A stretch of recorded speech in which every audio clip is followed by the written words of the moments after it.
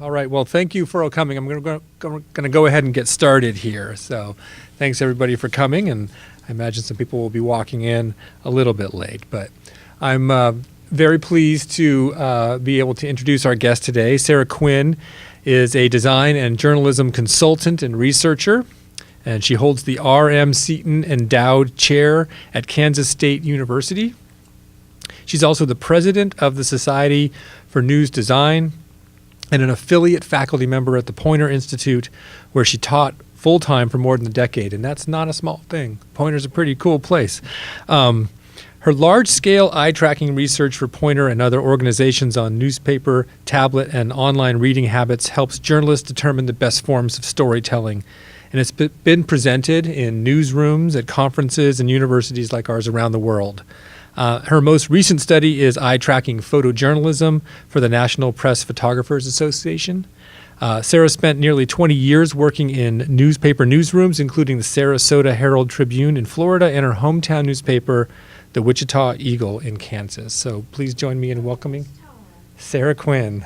Go Wichita. So it's nice to be here. Nice to see so many smiling faces in the audience. And can you guys hear me okay? All right. So I've put together kind of like my greatest hits of all this research that I've done. And as we were talking earlier today, like eye tracking research, which I'll describe to you, is kind of like right at the intersection of nerdy goodness and journalism and design. But any research has that little nerdy aspect. But basically, eye tracking has been the ability to see with goggles or with a camera what people are looking at any given time, and then analyzing, like, how do they click through a mobile phone, or how have they read through this story. And so I thought I would share with you a few ideas. And I'm just going to go through this pretty briefly, and I would love to talk to you guys one-on-one. If you have any questions, just feel free to holler them out. And I'll tell you what I know. And I ended up kind of knowing a lot about how people read. Oh, I need to make sure I'm plugged in here. There we go. And that was kind of the premise, is like, how do we know that anybody's looking at what we're actually creating? And have you guys ever, designed a newspaper, published something, and you watch people reading it? Maybe you were in high school and you're in a coffee shop and you think, no, get to the jump, or whatever it is. There's so much about what we put together that we want to make sure that people enjoy and they get something out of it. So that's sort of how these studies began. In 1990 they began. And so the whole idea is, what do we know about how people read, how they engage, how they share information with social media, what do they click on? And that's been the focus of my study. So analyzing what people look through as they look through particularly news. And so some of the gear that I have used have been very, like, think of these as very expensive safety glasses that you would get at Lowe's or Home Depot or something. It's that type of goggle, but with these very intricate little cameras. Like, each set of these is like $10,000, and then you have the gear to look at it. So it's kind of like an eye test for how people read. And that's one set of gear that we look at, and that allows us to see what people are looking at any given time. Kind of creates a video of them holding up their phone or their iPad or the newspaper, and then we can analyze what they're looking at within 1/8 to a quarter of an inch. We can see how long they have read something, and then we record these eye movements to see what they're most interested in, and then we do really elaborate exit interviews to say, what do you remember about what you've just looked at? Why was it interesting to you?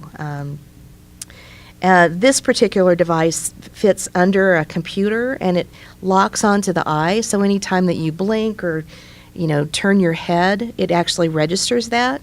There's I've added this little color. There's no color there. It's all invisible to the reader, but it allows us to see what they're looking at. And at this point in my research, I've met with and tested and talked with almost 1,000 people in 4 U.S. cities, 5 U.S. cities, and I've kind of looked at all of their reading habits. So first of all, we ask them, what are you interested in reading? What do you go to on a regular basis? How are you interacting with the news? Why and how do you share things? And then we watch them, both with the gear and also I'm sitting right next to them as we're analyzing it. And there's another look at these goggles. And then we closely analyze every little bit that they've looked at. If we've recorded them reading for 15 or 20 minutes, it might take 4 or 5 hours to analyze all the data based on these eye tracking movements, and then to look at what they've said about what they're reading. Here is just one little snippet of somebody interacting with an iPad. And they can and do pick it up and move around, and we're able to see what they're looking at. And it's kind of, I told you it's nerdy, and it's also kind of fascinating in that you might see somebody read something and get angry about it, and they'll be like, what? You're kind of able to see their expressions, and we record what they're saying too. But in general, our findings are like, how deeply do people read into the average story? Do they click on something that might be an interactive graphic? How do they know that it's interactive? And so I'll show you some of the prototypes and things that we've tested. I took a look in detail at the Star Tribune in Minneapolis, the St. Petersburg Times, now the Tampa Bay Times in Florida, the Philadelphia Daily News, which is a tabloid, and the Rocky Mountain News, which is no longer in business, but they were around for almost 150 years. It was a phenomenal publication. So 2 tabloids, 2 broadsheets. Then I created a number of apps that people could look at in both a horizontal or a vertical format with 25 different stories that they were able to click through and look at. This is one of the little graphics that I created, and it's comparing the sports careers of Kobe Bryant and Michael Jordan. So I wanted to see, do they get tired of it after 60 seconds, or do they really look into it? What's their reaction? Are they completing a story? Are they reading from top to bottom?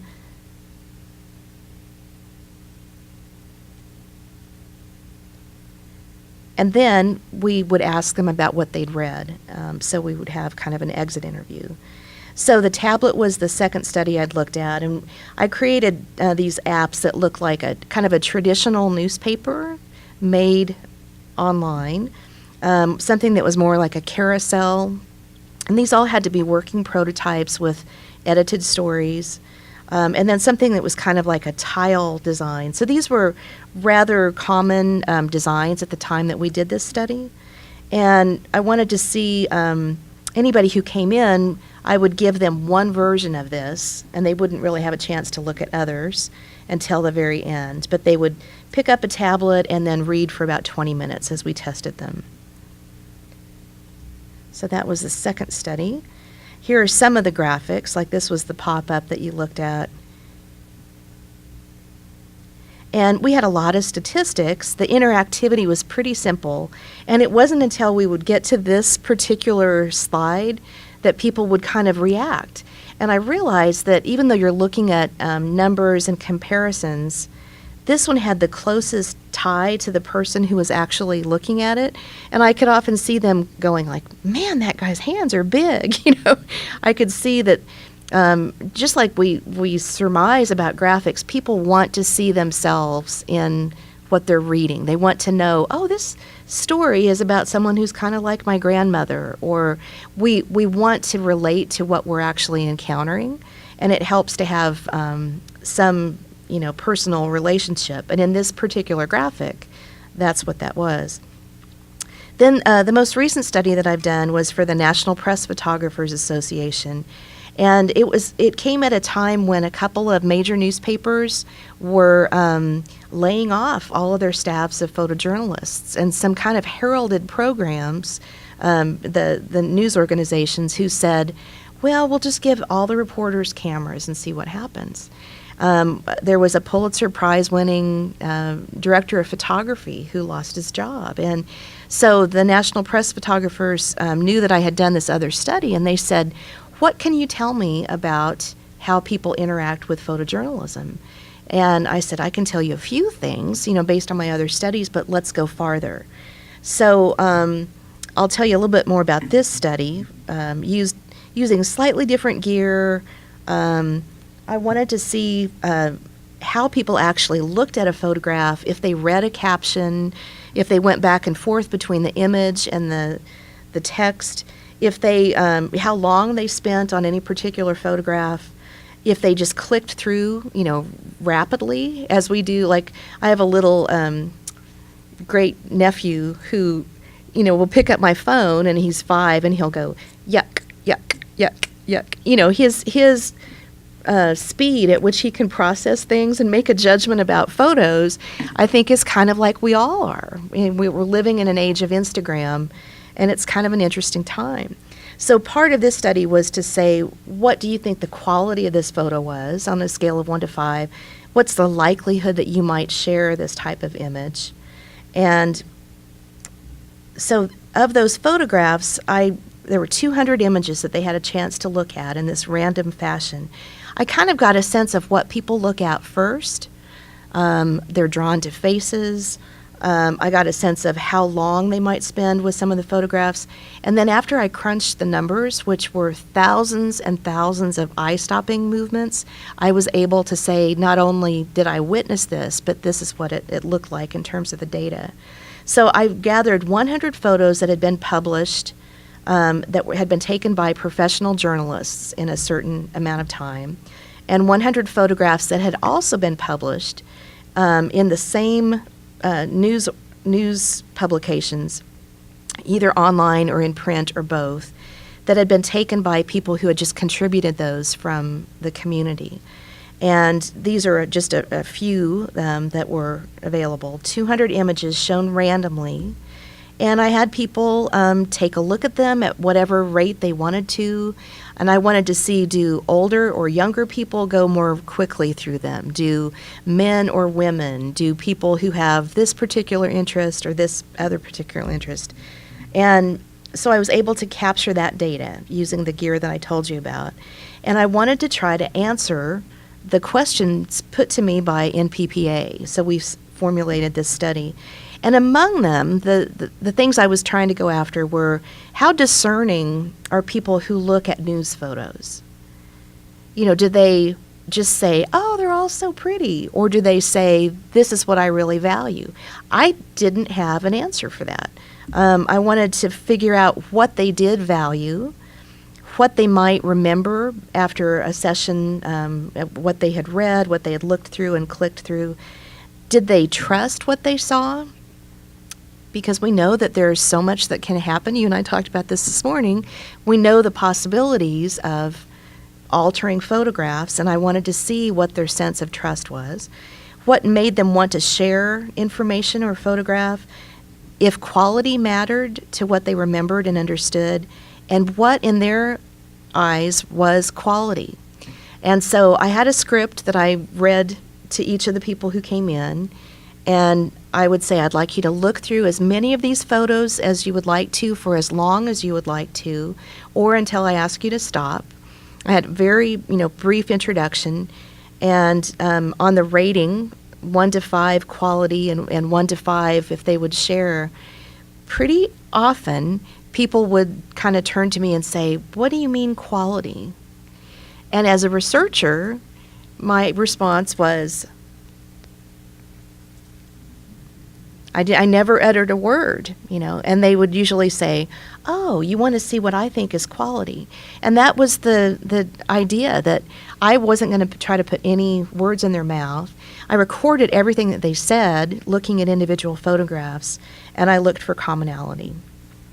I wanted to see what people found to be credible, and here are some of the major findings from this particular study. People clearly recognized the quality of the professional images. So when I went through after the amount of time that they were looking at images, I'd say, tell me, what do you remember? Which images stand out? Some people had looked through 140 images. Some people had looked through 40. That was probably the lowest amount. And so I made note of everything they said, which images came up most frequently. And those that they remembered, that they commented on, that they said that they rated in terms of a high quality, were all clearly in the professional category. People equate quality photography with context and emotion and storytelling. And those were words that came up very frequently as they described why something was better than another, why something was memorable. People showed a lot of interest in the interactions between people in the photographs. So a second ago I showed you, and I don't know if you remember, but I showed you a photo of two women who were laughing. And in the caption, they had been dancing together at this family event, and they were laughing as they walked off stage. People remembered that photo, and so I wanted to know why. And they said they just seemed like they were having such a good time. I wanted to know more about them. So there was something about that emotion that was captured that they related to. As I went back to watch what people looked at in that photograph, and just for the sake of discussion, I'm going to go back and show you that again. So that's the photo. Almost to the person, people would look at the woman on your right first, then to the woman on the left, then back to the woman on the right, then back to the woman on the left. They often looked at the ring on this woman's hand, and on the fact that they were interacting and touching. So those were categories of the types of things I tried to annotate, like people interacting or hands or movement. So, quite often, people would look at the woman in the back in the turquoise colored, just ever so briefly, and then they would go back to the faces of these women. And that was kind of over and over again, everyone who looked at these images. So when you start to analyze, like, what is it that makes something interesting, it has to do with emotion, real things happening in real time. So I'm going to jump forward. I hope this doesn't make you seasick or anything. More attention is drawn to photos of real people doing things in real time rather than static or posed photos. And there were some on both the professional and the user-contributed images that were people staring at the camera. There were a couple of selfie-like photographs, and people were not that interested in them. As a matter of fact, some of the people even commented, like, I don't care who these people are. Quite often if, there was a kid holding up a big fish that he'd caught, looking right at the camera. It was not something that people spent a ton of time on. So the more posed or the less candid an idea, the less interest people had in the image. So if you think about photographs of your favorite band or singer or something and it's a posed image, if you think about winning those big scholarships that you guys win and somebody's handing you a check and you're shaking hands and you're both staring at the camera, those are posed or more static images. And people in general are just not drawn to those things. There were a few images that were really static with no people in there, and they didn't draw much attention. There was one, and let's see if I can just remember. This study was done up in Minneapolis, and it was done in April and May. And the year that we did it, even in May, there was this surprise snowstorm, and a photographer had taken a shot of blades of beautiful green grass trying to peek up through the snow. And it was a nice little detail shot, very static, but nicely framed, and the caption was kind of a wry comment on, like, enough already. And people loved that photograph. And so when I asked them why, they said, it's not so much that it's rare, but it was that somebody decided to see it, that somebody decided to make it a story, and that there was context to it. They liked the idea that a photographer made the choice to get down on his hands and knees or whatever it took to take a detail shot. And I think that was kind of interesting. More time was spent on photos that had very strong context and captions, maybe a genuine moment, interaction, emotion, well-developed caption, rare perspective, storytelling moments. And one of the things I like to talk about is that in my discussions with people, I found it really gratifying to hear what they said. And I asked everyone, what social media do you use? Do you share things? Do you post photographs? Do you follow a lot of people? Who do you follow and why? And one gentleman really impressed me because he said, yes, I follow quite a few photographers. And he said, my wife is ill. We don't travel, and we won't be traveling. I follow these people because I like the way they see the world, and they take me places I can't go. And that impressed me so much. And I thought, that is largely why all of us kind of go into the fields and the endeavors and the things that you guys are working with student media. Might be why you have an Instagram account. You're sharing your view of the world, and it really matters to people. And sometimes we might think that we're just kind of in our own little world, but we can make a strong impression on people. So I like to share that just because it has quite a meaning. So again, the studies that I've done have spanned about a decade, a little bit more than that, and they've looked at reading in print versus online, reading broadsheet format print versus tabloid, reading on a tablet and mobile phone and interactivity, and then this eye-tracking photojournalism. And there's always more to look at. There's always more study. And if any of you ever decide to go to grad school and you want data that you could examine, I will be happy to give you my data, because there's a lot that needs to be, looked at. I've spent hundreds of thousands of dollars gathering it, and I will give it to you if it would help your work. So here are the major takeaways from all of my studies. Number one, that people look first, their eye is drawn to dominance, like a large headline or a large image, on a page or on a screen or on a billboard or a phone. People want to see hierarchy. They want to see that somebody has made a decision for them about what is important. So I'm guessing that, your eye might have gone to 49 victims and then to the guy in the major photograph, and because I've watched people, looking at these elements. Number two, documentary photographs of people, places, and things in real time attract far more attention than static or posed photographs. Faces attract a lot of attention, and that is the case even when things are all the same size, even when there is no dominance. I'm guessing that you probably looked at one of those three faces. Let's see if I've tagged them. Or perhaps the football, just because there was a little more dominance. So there's certain things that are predictable. People are drawn to emotion. People read a higher volume of text online than in print. And that is true regardless of the length of the story. And that surprised me at the time. But now I realize that it has to do with drawing in the focus. When you're reading online, there are fewer distractions than if you're going through a magazine or a newspaper or whatever. And it makes design so crucial, like when you turn a page, that you have the appropriate use of photographs and subheads and elements that keep people moving through a lengthy story. So let's say you're reading in a big broadsheet newspaper, the Sunday New York Times.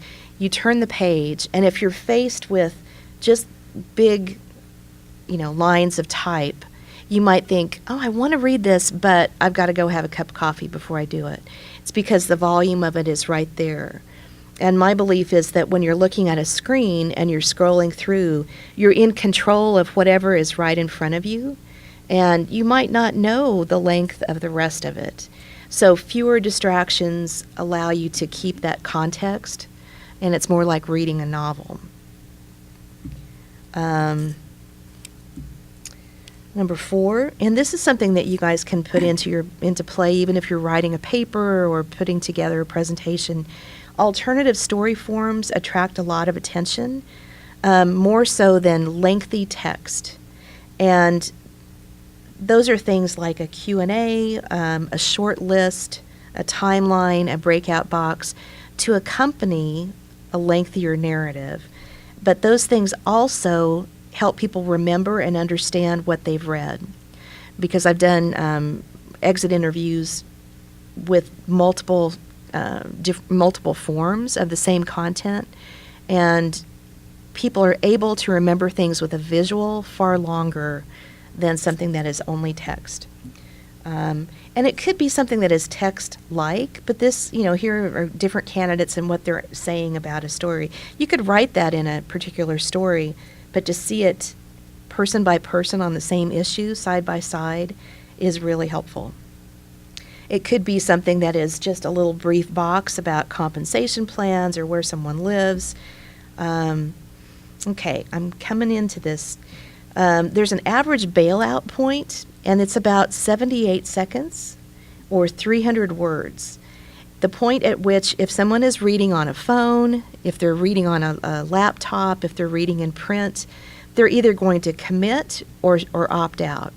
And so that's probably a pretty good benchmark or a place to design something that's, I would call a gold coin, kind of like something to keep them reading, maybe something that asks a question or kind of summarizes what they've read so far.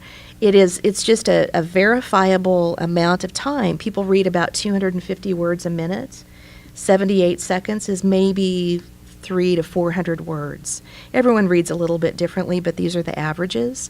And so as you're creating whatever platform it is, you're working on a story, kind of helps to think about, well, I either have to get them to commit there or make them leave in a satisfied way. Older readers tend to be very methodical in the way they select a story.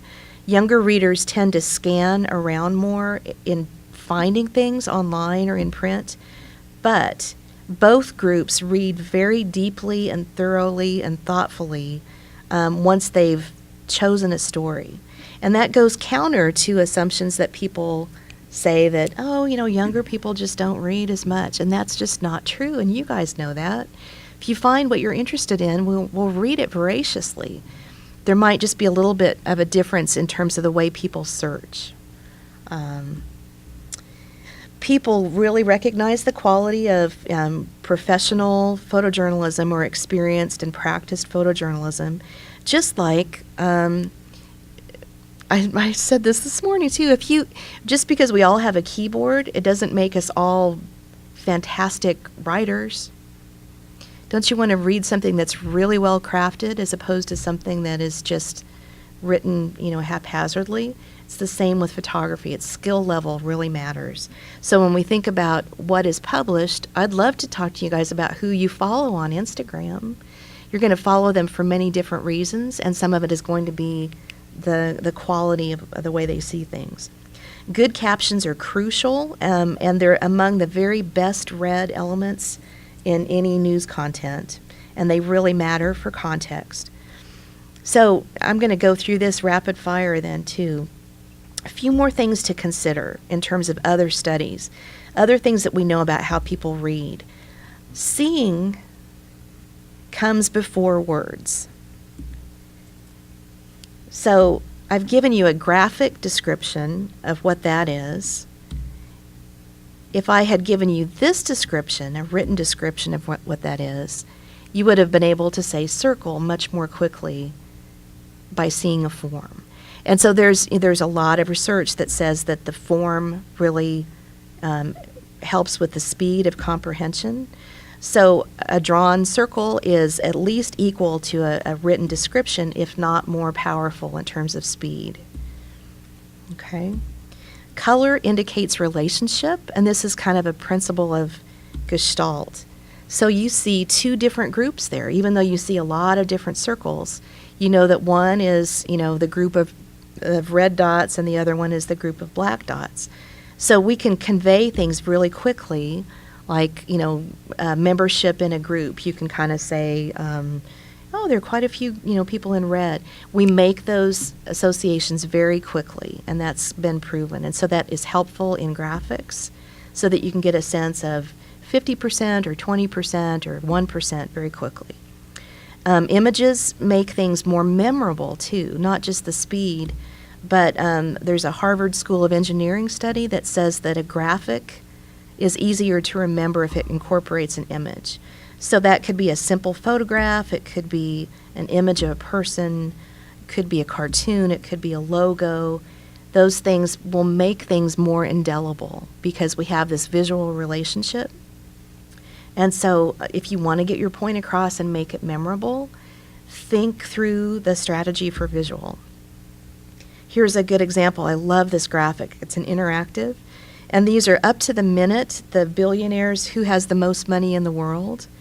And you can look at that so much more quickly than if you just read the names and see that, number 1 through number 10, there's only one woman. You can get a sense of age. You can get a sense of, the amount that they have as well. But there's just a lot of power in visuals. And 2 more.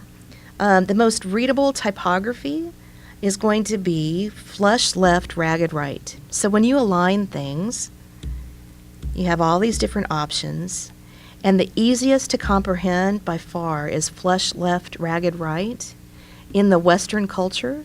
And that's because your eye needs a place to come back to. On the left-hand side, we read left to right. If I was speaking to a group of Arabic journalists and students, it would be the opposite because it's right to left. And I haven't done any studies personally in China or Japan, but I think it's kind of interesting. So you want to make text just as clear as you possibly can. And I think this is my last slide. Upper and lowercase beats all caps for speed of reading. So it's harder for your eye to glom on to something that's in all caps than it is upper and lower. And it has to do with those little ascenders and descenders because your eye sees the form of the word really quickly. So those are just some of the little nuggets that I wanted to throw at you. And it's just based on the research that I've done. I've got more to do. I'm not sure exactly what's going to come next for my research, but I'd love to talk to you guys. I'm here through the end of the day tomorrow, and maybe we can talk more. There's another group that's coming in here, and so that's why I've been speed demon, but I'd love to talk to anybody. Any questions, briefly? Okay. So I don't know what your training and your background is in terms of the research part. Yeah. Did you team up with a group of social scientists and you're dealing with a lot of data variables? Right. The first study that I did, and I'd been a journalist for about 20 years then, and I'd managed newsrooms, but I had not done research. So in that first study, I raised more money from these news organizations and from the company I worked at, and I hired this company called MediaMark, and they do a lot of research in New York on magazines in particular. Not necessarily this type of research, but they certainly helped guide my questions. And I had the dumbest questions, and they'd say, no, it's not going to get you what you want. The other group that I hired to help analyze more than 1,400 hours of those eye tracking tapes, I hired 8 PhD students from University of Florida who were advised by this brilliant woman, Marianne Ferguson. And while they came in at the tail end, I mean, wouldn't have been possible to do it without them. They were all research students, mostly with a focus in journalism and communications. So I paid them pretty well, and all they did was watch these videos and make annotations of like every quarter of a second. In subsequent studies, I did that part myself, so I had an even greater appreciation for it. But yeah, I walked into it not having the background, and I feel like now maybe I would just have enough to get started, were I doing it on my own. No, the questions you were asking are so good. So Oh, I had good tutors, yeah. Yeah.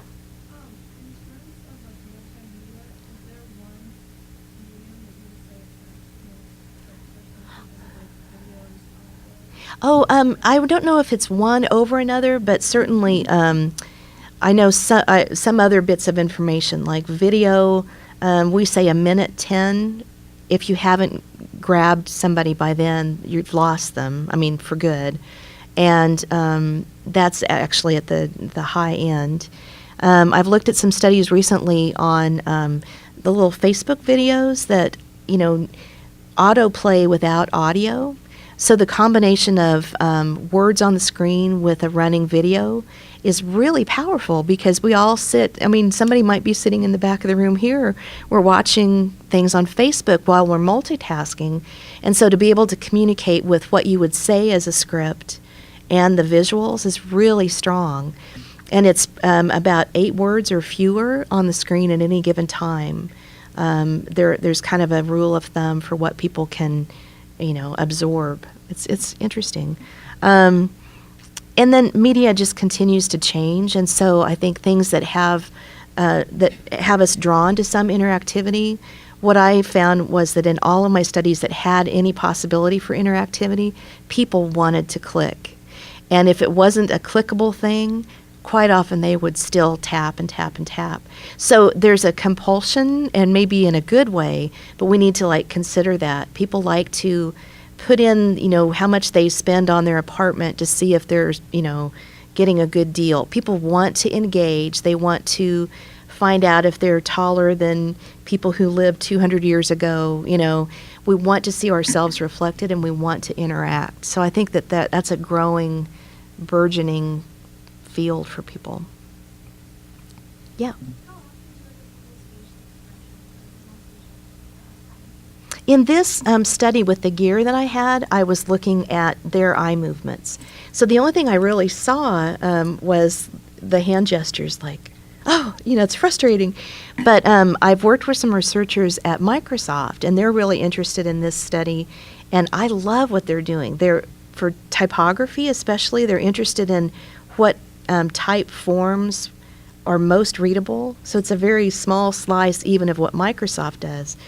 And they're able to test the brow, and they'll present people with certain messages in different typography, and then it's actually like an electrode thing, and they also watch to see at the flash of a second if somebody doesn't like something. It registers right here, and there's a word for it, and I can't remember what it is, but facial expression is huge. And I've worked with some other researchers to kind of combine studies, and skin test is another way to do it. There are all these variables, though, because you don't know the overall health of a person. You have to have a lot of control, but whether or not they are happy or sad or intrigued or whatever relates to skin and blood pressure, and then this little weird thing here. So yeah, I'd like to know more about that. Yeah.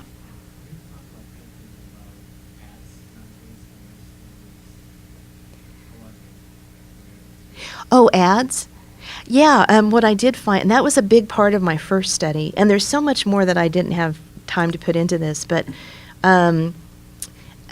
ads that were adjacent to editorial copy, say in print, got much more attention than an ad that would be a full-page ad, for example. People wanted to, they're more likely to be reading something else and then interact with the ad. So if you had a full-page ad for Motorola phones or something, it's almost better for somebody to buy an ad that would have a little bit of editorial copy. So to spend a little bit less, because you'd have a greater likelihood that somebody would stop on that page. And then online, people try to avoid an ad that looks like an ad, like crazy. And so the more that your ad can look like editorial content, the more attention it gets. And that's, there's a phrase for it, I can't think what it is. Sponsored ads are big. And like if I were speaking to you and I kept doing something like this, you would eventually go, I'm not listening to what she's saying. She's just doing this crazy thing. And that is like an ad that spins, like maybe it's the dancing tax accountant or something. Those ads are so annoying that people avoid those. Interstitial ads, the things that pop up between you and editorial content, or watch this 20-second video clip before you get to whatever, those are interstitials. People try to avoid them. They'll do whatever else they can. And so those are things I could verify with eye tracking. And there's so many other things about what people want in an ad that I couldn't speak to, but those I felt very strongly about. Okay. Well, thanks for coming, you guys. I appreciate it, and I'll be happy to talk to you guys later if you want to.